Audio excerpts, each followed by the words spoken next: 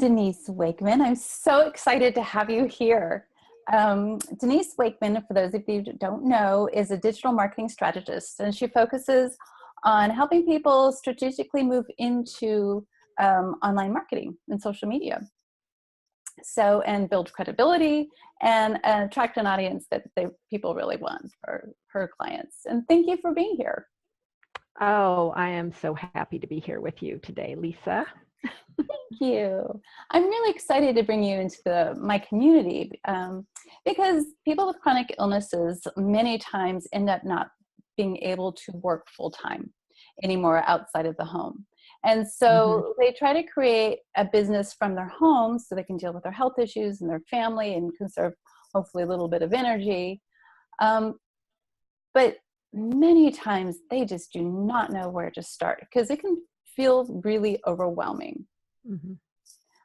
So my question is, how do you begin? Like, what do you do to start an online business? You've got a product or a service that you want to get out there to the world. What's that first move? Do you have any suggestions? Yes, I do, because I have this conversation, it feels like almost every day, especially when I'm talking with people who are just getting started, which seems to be a lot lately, which is kind of exciting. I've been having this conversation actually a lot lately, specifically with people who are, coming out of the corporate world or the academic world, or people who want to work at home, want to have their own business, or they're authors and they have a book and they've never been online before. And it's hard to remember sometimes, just to digress. I've been online so long, it's hard for me to remember sometimes that there's a lot of people who don't use the web all day, every day, like I do. So, it's really coming back down to what are the basics, what are the fundamentals and the foundation that you have to build in order to have a business. And there's a lot, but I want to just keep it to 5 pieces because they're, to me, the most key parts of building the foundation. So the first thing is that you need to have a site. You need to have a blog site, a website, because that's going to be your home base. So you have to have some kind of spot on the web that you own and control. And I don't mean having a Facebook page or, a Medium paid account or, being on Twitter. Those are social networks, which are important, but really you have to have a home base first, because that's what you own and control. It's where you have control over the look and the feel, where you post your content that belongs to you.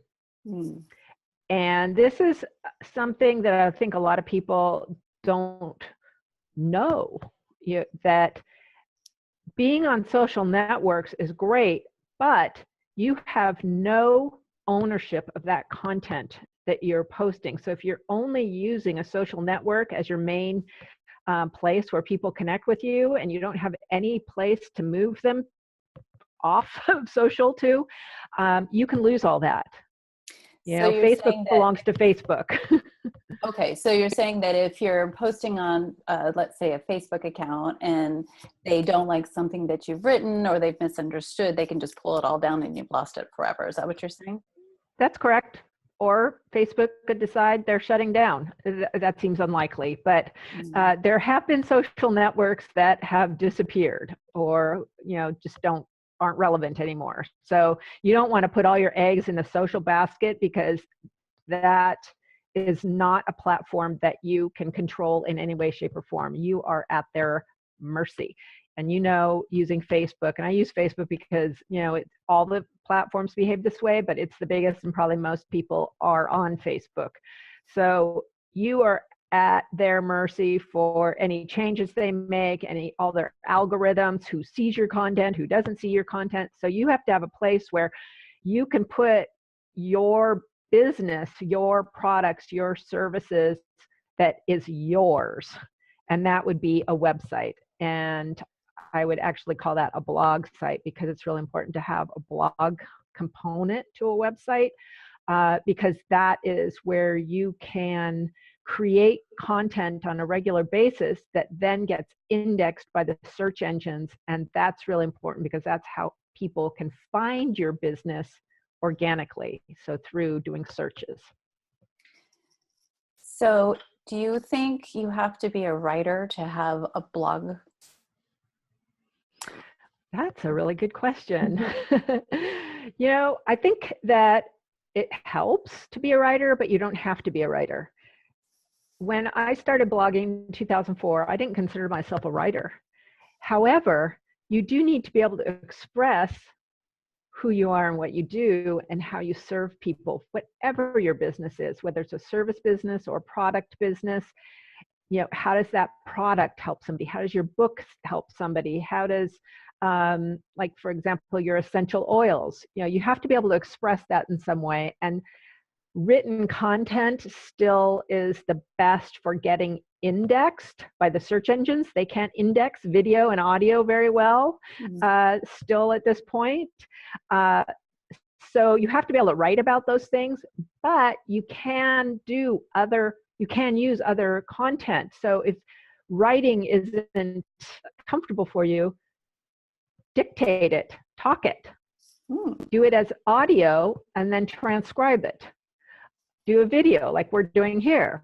This video could actually be transcribed when we're finished and then become written content that you didn't actually have to write. That's a great idea. So there's some those are two ways that I recommend for people who don't really like writing and who feel uncomfortable writing, because it's pretty cheap to get transcription these days. There's a tool that I use called rev.com. It's an app for your smartphone and it's online, $1 a minute. So basically you're saying, as long as you're talking about what you're doing, it doesn't really matter. You don't have to be a, Pulitzer Prize novelist, because there's all sorts of ways of getting around exactly the writing part. Yeah. And, I would say that unless you are a Pulitzer Prize winning journalist, you don't want to write like that anyway. Good point. The person who is that's what people would expect, but that's not what I would expect from somebody who is, a life coach or selling some kind of product. I would expect them to write or convey the benefit and the outcomes, how their thing serves people in their own authentic way of expressing themselves. Okay, that's great.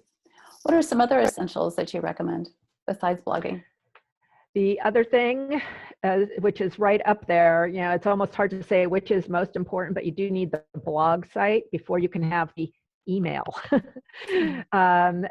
Email, I know, seems really old school, and it is still one of the best ways to connect with your audience. So the sooner you start building an email list, the better you'll be. So even if you are running a business now and you don't have email, start now. Start today. It's never too late to start. Again, here's the thing, is that an email list is something you control and you own. So you sign up with an email list provider like MailChimp or Aweber, or, there's so many different systems out there. You find one that you like, you sign up with it, and you offer people some kind of free gift in exchange for their email address.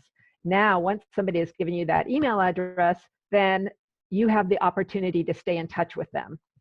And the reason that email is so important is that when people sign up, they raise their hand and they write, type in their email address, their name and email address, into a form that you've put onto your blog site. They are saying, I want to know more. I want to hear from you, and I want to get valuable information that helps me in my life from you, because I'm giving you my email address.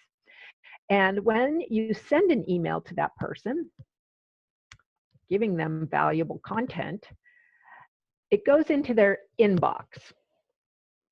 And the difference between an inbox and getting something, seeing a status update on social media is that there is no scrolling news feed. That inbox, when they open that email, it's you and it's the email and the person. The person is reading it. There are no distractions. So it's like having a private conversation with someone versus being in a group forum. That's right. That's well, the group, you're always having a one-on-one conversation, no matter if you're having it in a group or on a status update or an email, because one person at a time is reading whatever you've written. Mm-hmm. So whether there may be 100 of us reading that, but I'm just me. So that's one thing to keep in mind when you're doing your writing, is you always write I to you. But the thing about email is that there are no other distractions. Oh, okay. You're just in their inbox. And there is no social media saying, oh, read me now. Right.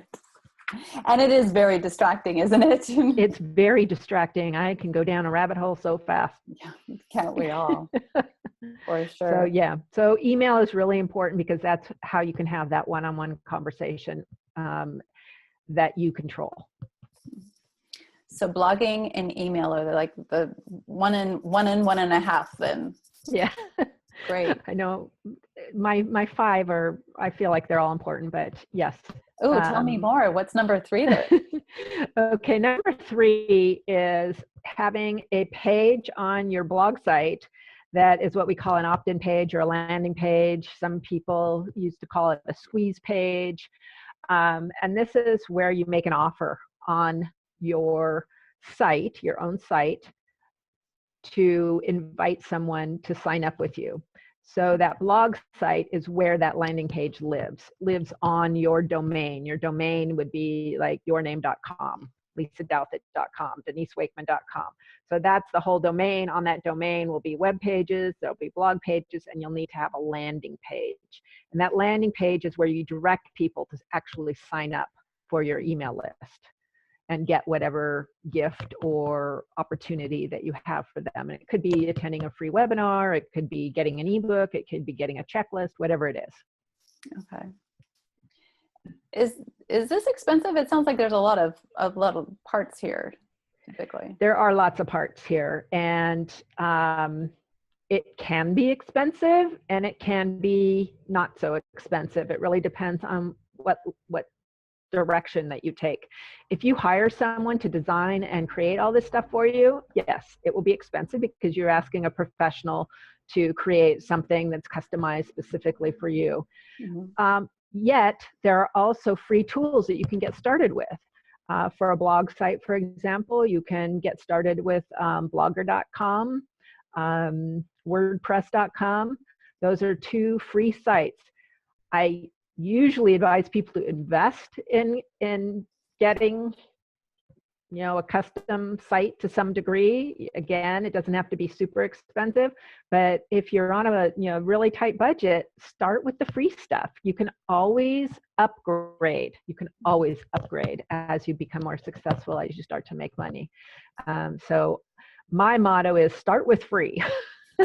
So if you're just starting out in business and you're new to the whole thing, you can actually start relatively inexpensively just by using a lot of the free options that are out there. Yeah, use the free tools. So for example, for your blog site, I would start on wordpress.com free.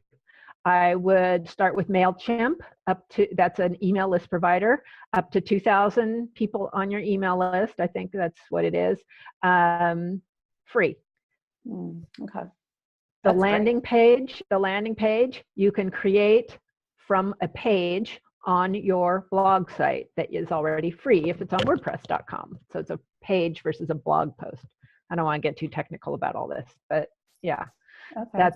That's so right there, you're free. Now, remember that free also has limitations, but free also helps you figure out if this is what you want to do. It helps you figure out your voice. It helps you learn the tools. So definitely. And it probably helps you stay out of that feeling of overwhelm because you're doing so much and then you don't need, but just knowing that you don't have to put a big financial investment out is Exactly. really helpful too. Exactly. It's a good way to just get your feet wet. And I think that's super important. You've got to get your feet wet before you can make any, start making offers. I mean, you need to know what you're doing, right? And you may have the product, but how are you going to talk about that product? How are you going to, what kind of pictures of the product? Are you going to do videos of the product? So those are all things you've got to figure out before you start going, buy my product, buy my product. Right. And what is my product? And exactly. Yeah. What's the next essential, as you say?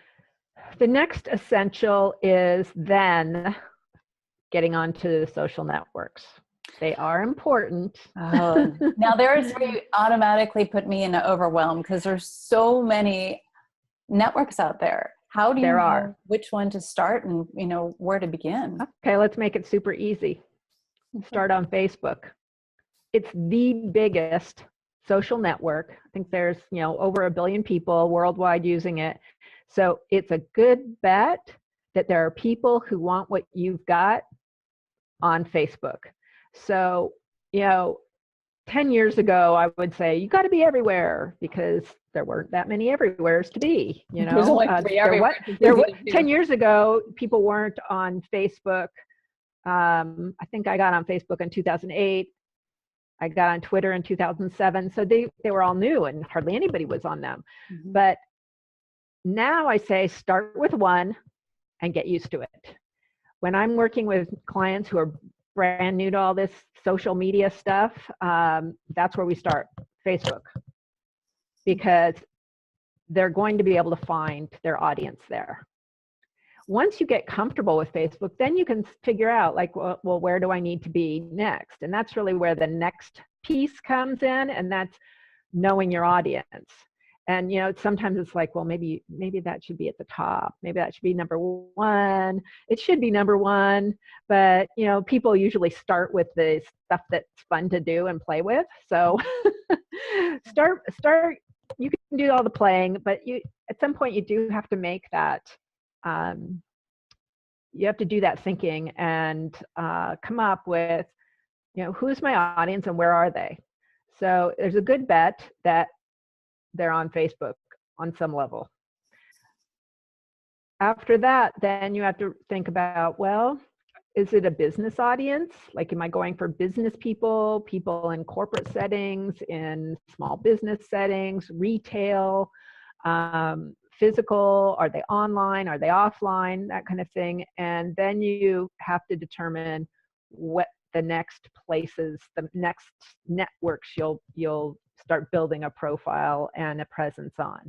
So if they're more business oriented, then you'll want to probably check out LinkedIn and see how that'll work for you. If you're, a lot of authors do really well on Twitter, for example. So you might want to add Twitter if you've got a really visual product, if you're a photographer, for example, or I don't know, there's so many. You have a travel business, or, that's an at-home business too, all those things, anything that's really highly visual, then you might want to be on Pinterest or Instagram. So before you go there, you need to know what people are looking for, where they're looking for it. And, there's a lot of ways to figure that out. I see. So what is the order? So should you start with a blog and a website and then go into social media, or the other way around? No, I think that you should start with your home on the web, which is your blog site, and get your email list set up. Those are the top 2.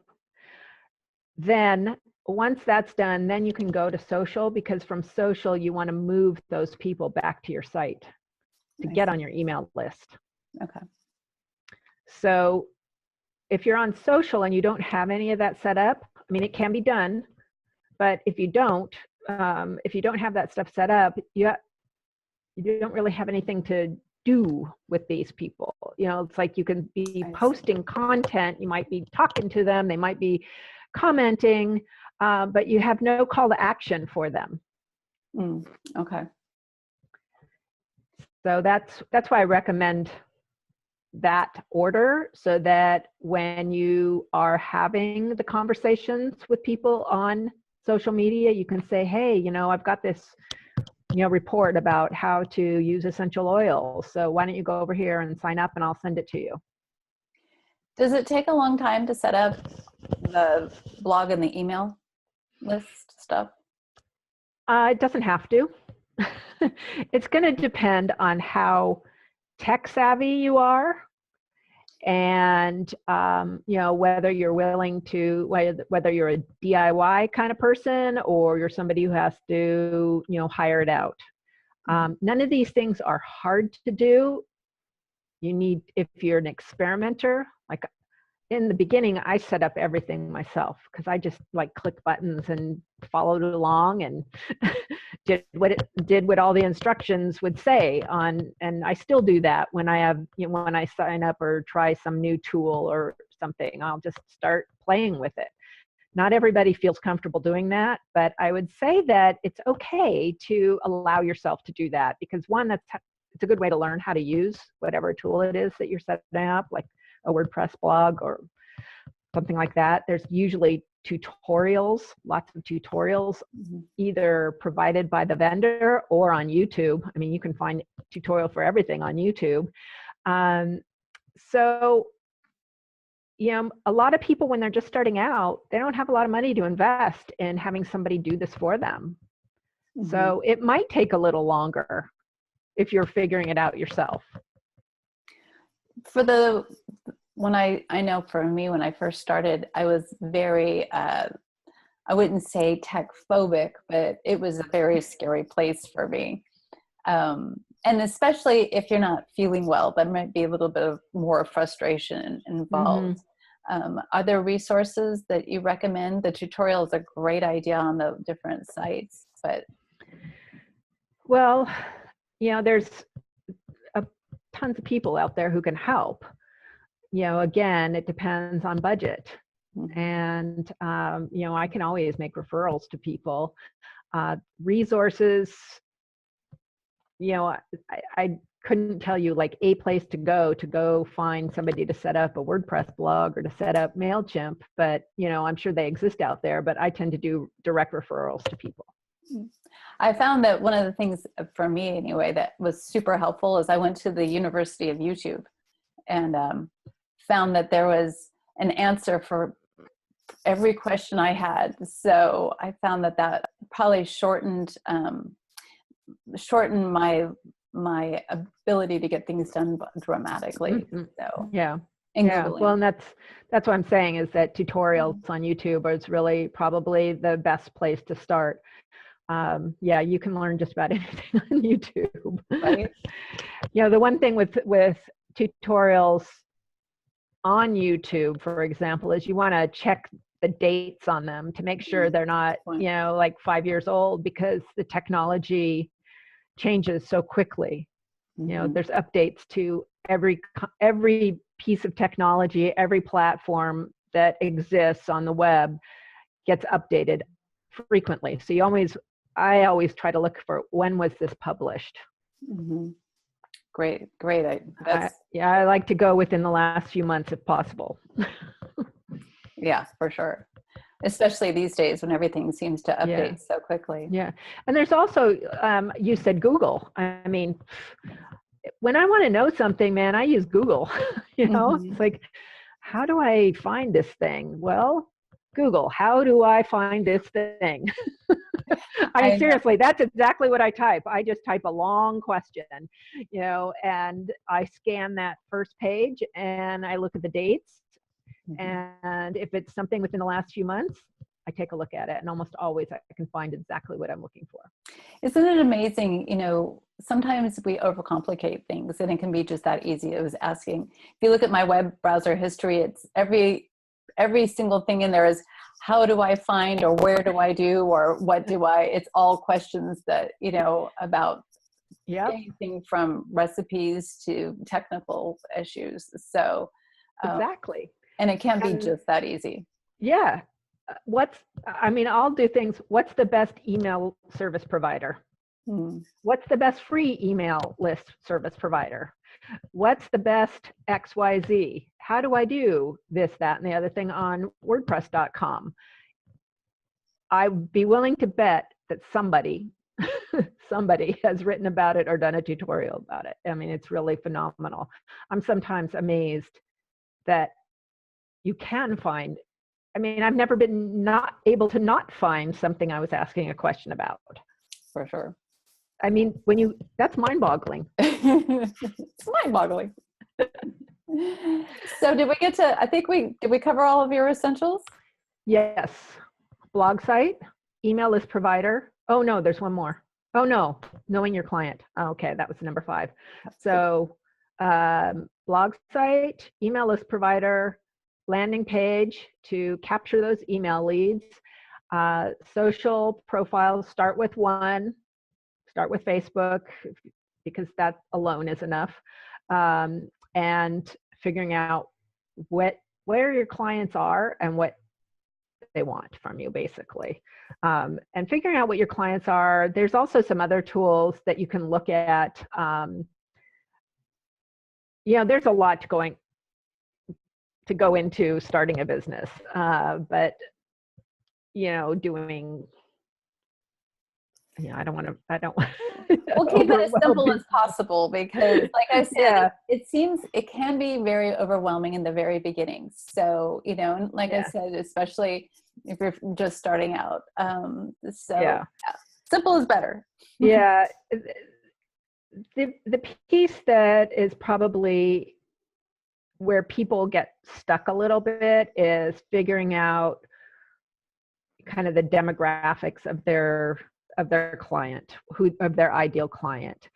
And what by demographics do you mean, like who they are, what they look, what age is going to be the right age? I mean, it's easy if you're writing children's books, okay? It's parents of kids that are 7 to 9, that kind of thing, whatever. If you have a product that you think is for business clients, well, where do those business clients hang out? Well, maybe LinkedIn. So there's a site called Quantcast, and you can put in, like LinkedIn. You can look up sites and see what the demographics for the site is. Oh, nice. And so if you think that your demographic is, millennials who love to surf or, something like that, you can look on LinkedIn.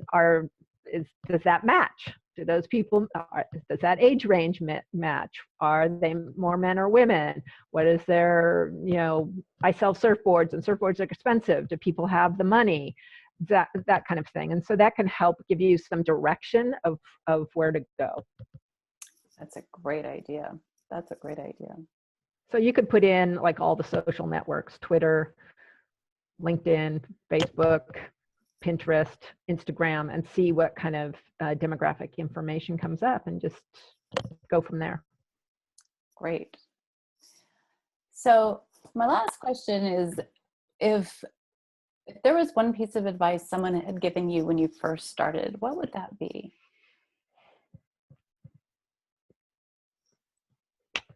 Wow. Just the first thing. It would probably be ask for help. I am an experimenter, and I like to just figure stuff out, but you can really shorten the learning curve if you ask for help. And when I started, Google was barely started, so there wasn't a lot of that, but there weren't a lot of resources. And one of the best things that I did starting out when there weren't all these resources is that I just started looking for people doing the same thing as what I wanted to do, and then studying them. So it took me a little while to figure that out, but, I started looking for, because when I started, there were like hardly anybody had websites, but, but I started looking for people who did, and what were they doing, and what did it look like? What did they have to, what did they say on them? And then I ran across people who were doing teleseminars. I mean, that seems so quaint now, but, because we do webinars now and live video, and, Right. but, find people doing what you want to do, and study them, model them. Don't copy, but study them. That's free right there. Do a search on Google and say, okay, who is selling this kind of thing? Who is doing, who is offering this service that I want to also do? And start following those people. See how they write, see who responds, see what attracts you, see what, repels you. Mm. And that's going to be a great way to shorten that learning curve. And especially if you can't afford to hire a mentor or a coach, or, take training classes and that sort of thing. That's the best way to start for free. Because again, that's where I always start, free. For sure.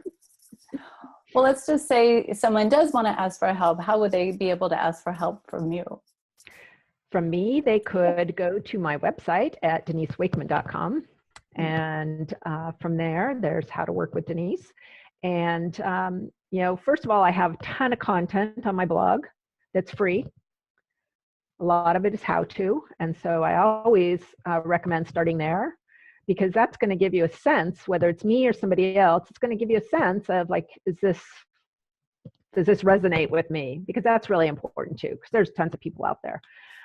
And then I also offer a 20-minute free consult to see if I could serve you in any way. That's the best way to get to know someone and decide if it's going to work. Because it's got to work for both parties. Absolutely.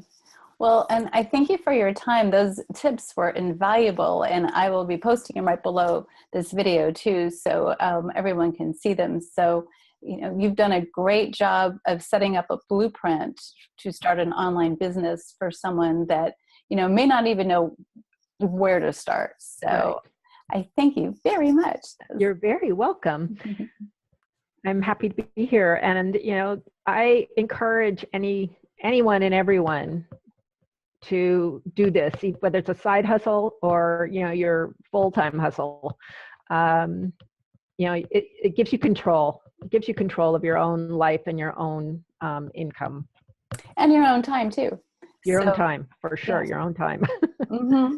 And when you have limited time, then you want to make the most of it. Exactly. And especially if there are days that you're not feeling as well, you can kind of back off, and days that you're feeling better, then you can, really put some time in. So. And that's another conversation. Time management. How can you stay active when you're not feeling active? So that's for sure. Okay. Well, again, I thank you for your time, and I look forward to all the conversations we'll have from here on out. Okay, sounds good.